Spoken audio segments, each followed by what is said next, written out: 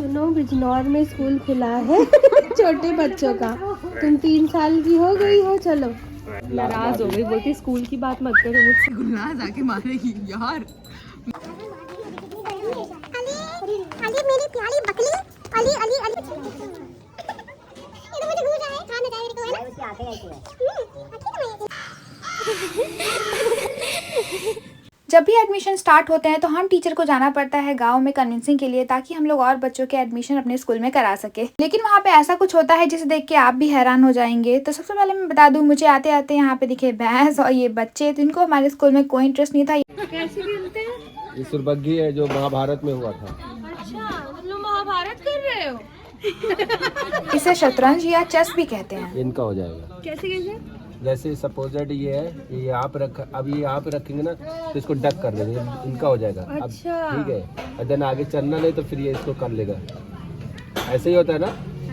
Sir ने इतने अच्छे से हमें गेम समझाया, लेकिन हमें कुछ भी समझ में नहीं आया। और ये बच्चे देखिए कितने इजीली इस गेम को खेल रहे थे, और इन्हें पढ़ाई में और हमारे स्कूल में आने में कोई इंटरेस्ट नहीं था। ये आराम से गवर्नमेंट स्कूल में पढ़ते थे। फिर हम लोग देखते हैं ये लड़कियां यहाँ पे लंगड़ी खेल रही हैं। इस गेम को क्या कहते हैं आप मुझे बताइए, क्योंकि मुझे भी नहीं पता और ना मैंने इनसे पूछा। तो आप देख सकते हैं कैसे हम सारे टीचर्स कन्विंसिंग के नाम पे अपने स्कूल से निकल लेते हैं और आराम से गाँव का नेचर एंजॉय करते हैं, टहलते हैं, घूमते हैं, मस्ती करते हैं।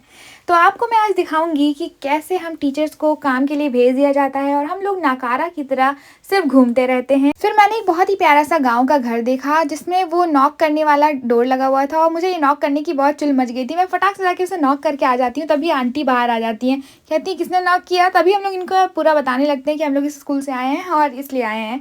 तो फिर वो आंटी फिर अंदर चली जाती हैं। देखिए यहाँ पे कितनी पतली पतली गलियां हैं और लोगों के घर बिल्कुल पुराने जमाने जैसे हैं। और यहाँ पे मुझे दिखी बहुत सारी छोटी छोटी सी बकरियां, और देखिए मैं उनका पीछा कर रही हूँ ताकि एक दो मेरे हाथ लग जाएं, लेकिन ये इतनी फुर्तीली होती हैं कि एक भी मेरे हाथ ही नहीं लग रही थी। तभी दूसरी तरफ से सर ने मुझे पकड़ के एक बकरी थमाई और मैं उस बकरी को बहुत ही अच्छे से खिलाने लगी। वो इतनी क्यूट थी, इतनी छोटी सी थी, प्यारी सी थी, मैं क्या ही बताऊँ। और तभी सर ने मुझे दूसरी बकरी भी लाकर दे दी, हमें दोनों बकरियां लेके खिला रही थी। और देखिए कितना अच्छा नेचर है यहाँ पे। और तभी मुझे एक ब्राउन कलर की बकरी दिखी, और जब मैं इस बकरी को पकड़ने के लिए जाती हूँ तो ये बकरी भागने लगती है, लेकिन मैं इसे पकड़ ही लेती हूँ। और जब यहाँ के लोग देखते हैं कि मुझे ये बकरियां बहुत क्यूट लग रही हैं, तो एक सामने वाली आंटी ने कहा कि मेरे घर में बहुत क्यूट सा बिल्ला भी आओ तो मैं दिखाती हूँ। तो फिर देखिए उन लोगों ने अपने घर का ये प्यारा सा बिल्ला दिखाया है, कितना रेयर था। मैंने पहली बार इस कलर का पर्शियन बिल्ला देखा है। पूरा मैच कर रहा है। ये तो मेरे से मैचिंग हो गया नहीं सिम्बा?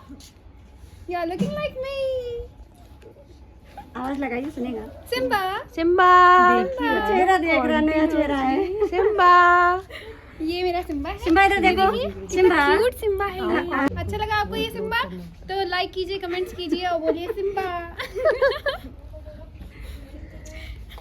और इसने टीका भी लगाया है, पूजा वूजा करके आया है। बहुत धार्मिक बिल्ला है अपना, है ना? बहुत धार्मिक बिल्ला है। खाते पीते नहीं, धार्मिक है। पटागिरी के सिवा कुछ खाते भी तो नहीं है। तो आपने देखा कि गांव के लोग कितने ज़्यादा फ्रेंडली होते हैं। और यहाँ देखिए इस घर में छोटी सी दुकान थी, जिससे देख के मुझे नानी के घर की याद आ गई।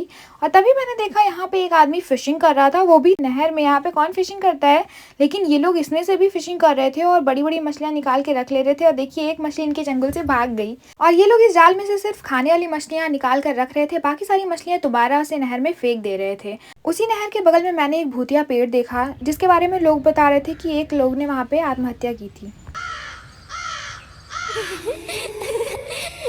गुलनाज आके मारेगी यार।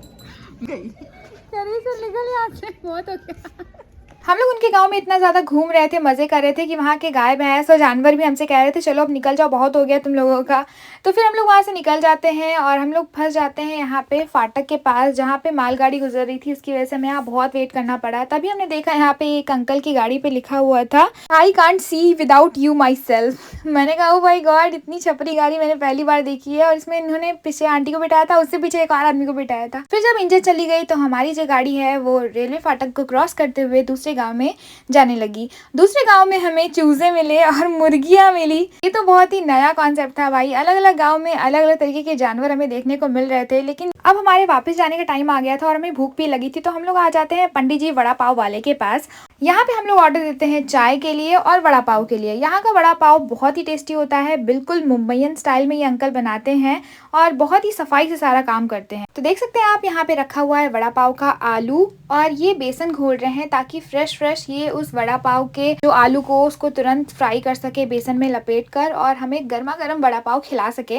तो देखिए कितने अच्छे से उन्होंने सफाई से सारा काम किया है। और सबसे पहले उन्होंने हमें दिए गर्मा गर्म चाय जिसे पी के हमें बहुत मजा आया। फिर तुरंत ही उन्होंने हमें सर्व किया गर्मा गर्म वड़ा पाव। इसमें सबसे पहले उन्होंने बन के बीच में लगाई हरी वाली चटनी और रेड वाला मसाला जो कि मुंबईयन वड़ा पाव की शान होती है। और इसके बीच में उन्होंने रखा आलू का पकौड़ा और सर्व किया इसे ग्रीन फ्राइड मिर्ची के साथ और ग्रीन चटनी के साथ, जिसे देख के किसी के भी मुंह में पानी आ जाए। और वो वड़ा पाव हमें मिला सिर्फ 25 रुपए का। और ये वड़ा पाव एंजॉय करने के बाद हम सब चले गए स्कूल बिना कोई काम किए, मौज मस्ती से पूरा दिन एंजॉय करके।